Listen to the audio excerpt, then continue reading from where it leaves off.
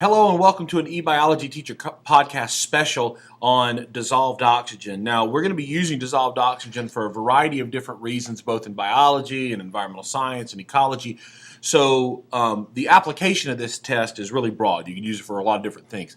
I'm going to show you how to do a test for dissolved oxygen, basically a titration. It's called the Winkler Method. I'm going to go through that now. I'm going to go through real quickly all the equipment that we have in our kit. Now I'm using the Carolina Biological Kit, so the concentrations of the different solutions are proprietary, but these are the solutions that we are using. Over here we have a sample of pond water that I got from a local pond. I have a thermometer in it because I do need to document the temperature that I got the water at. So I want to do this as accurately as possible. I also have a titration tube that's marked at 20 milliliters, and I have a lid. You'll notice the lid has a hole in it to allow us to add liquid as the lid is on. We also have what's called a BOD bottle. It's a bottle designed for this test. What's remarkable about this bottle is that it does have a specialized cap that pushes air out. We really want to make sure that when we get our sample, we have no air in there. We just want water. And then we have a variety of different chemical reagents. We have some manganese sulfate, which is the pink looking liquid. We have alkaline potassium, which is a clear liquid. We have a starch indicator, which we will use as our indicator for our titration. We have some sulfamic acid powder, and it comes with a special scoop that's designed to measure out as close to 1 gram as possible. And then we have a bottle of sodium thiosulfate, which is going to be our titration liquid, the liquid we're going to use to titrate. So I'm going to go over this with you on how to conduct this test. The first thing I want to do is I want to get a water sample in my BOD bottle. But what I don't want to do is agitate the water because that's going to change the composition. So I'm going to go ahead and dunk this into our sample. You'll see all the bubbles come up.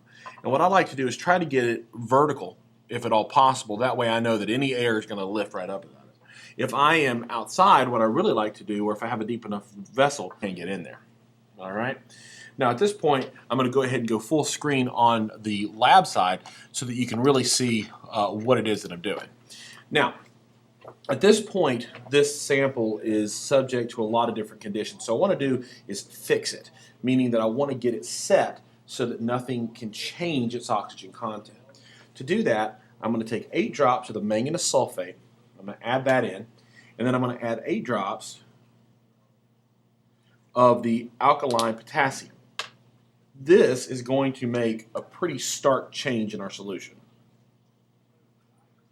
Now what's happening in this bottle right now is these chemical reagents are binding up that oxygen that's in there, because what we want to do is find out exactly how much oxygen that is. I'm going to give this thing a nice shake, real vigorous for a couple of, about a minute. And then what I want to do is let it settle. Okay, so at this point, we're going to let that sample settle. What you would expect to see over time is that the sample is going to end up looking like this, like a cooking show. I've got a sample already ready. All of that flock, which is what has reacted with the oxygen, has settled down. I'm going to give it one more shake. I'm going to mix all this stuff back up, and then I'm going to lock this sample into place. Because right now, if I were to introduce oxygen here, the process would continue. Okay, so we would just take oxygen from the atmosphere, put it in the water, and our results would be wrong. So what I'm going to do is move this one off to the side, and we're going to use this one. I'm going to take 1 gram of sulfamic acid powder. And again, the scoop that comes with the kit is designed to measure out exactly 1 gram. This part is a little tricky. We want to make sure we get this in as accurately as possible. Don't want to lose a lot of it. So basically just wrap your hand around it. And this stuff is corrosive, so you do want to wear a rubber glove if you're going to get this stuff on your hands. I'm going to give this a lid, and then I'm going to shake it. And you're going to notice very quickly that the sample changes.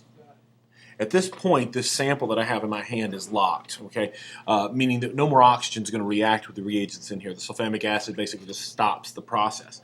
All right? I want to shake this until all the sulfamic acid powder crystals are done. They're all dissolved and dissolved in the solution. At that point, I can bring this back to the lab and start titrating. So if you are out in the field, you're going to do this out in the field, what you want to do is do at least this much out in the field.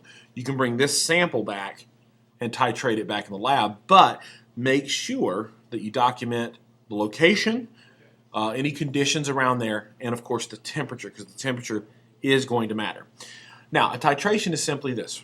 we're going to add a solution to this to figure out how much oxygen is in there. And the way it's going to happen is it's a ratio. We're neutralized.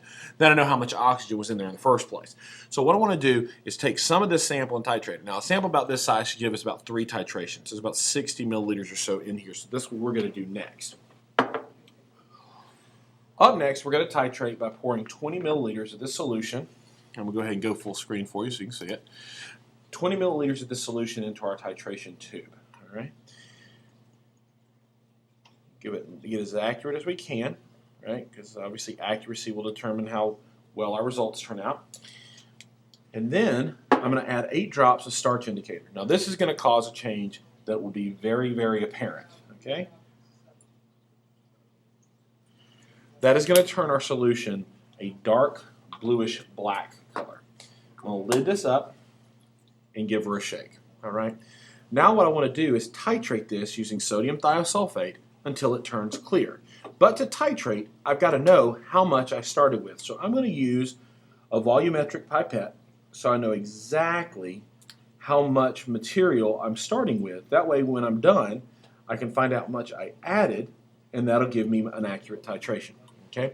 So what I'm going to do is take my titration pipette, I'm going to stick it in the top of my titration tube, then I'm going to add 1 drop at a time and give it a shake. Okay, now it's going to look like nothing's ever going to happen, but I'm going to add 1 drop at a time and shake. 1 drop and shake. 1 drop, shake. Now, like I said, it's going to feel like nothing's going to happen, but there will be a point where you add 1 drop, shake, and the whole thing will turn clear. This is titrated. Now all I have to do is take a look at my pipette, and I see that I went from 2.0 to 0.7. Okay, so I added 1.3 milliliters of sodium thiosulfate to this in order to get it titrated. Now there's a simple conversion here. For every 0.1 milliliter of sodium thiosulfate, you have 1 milligram per liter of dissolved oxygen. So take the amount of sodium thiosulfate, multiply by 10. That'll give you your answer. All right. So in this case, if I added 1.3 milliliters of sodium thiosulfate, the dissolved oxygen here is 13 milligrams per liter. Now that really doesn't tell us a whole lot unless we compare it to the temperature. And this is how you use the nomograph. Now the nomograph is supplied with the lab. You can also find this online in a variety of different places. All right. What I'm going to do for the nomograph is I'm going to take a straight edge and I'm going to cross the 2 values that I know. In other words, I'm going to take 13, which was the milligrams of dissolved oxygen, and then I'm going to cross that with 18, which was the temperature of the water. It crosses this sort of diagonal axes right here at what looks to be 130. That means that the oxygen sample is holding 130% of the oxygen that it should be capable of holding, meaning that there's something going on in this pond that's allowing it to hold more oxygen than theoretically it should be at that temperature. That means we've got a pretty healthy sample of pond water, and that's a good thing. You can research how to use this data for your own uses on your own time, but now you know how to test for it, which means the sky's the limit on how you can use it. I hope it's helped, and enjoy.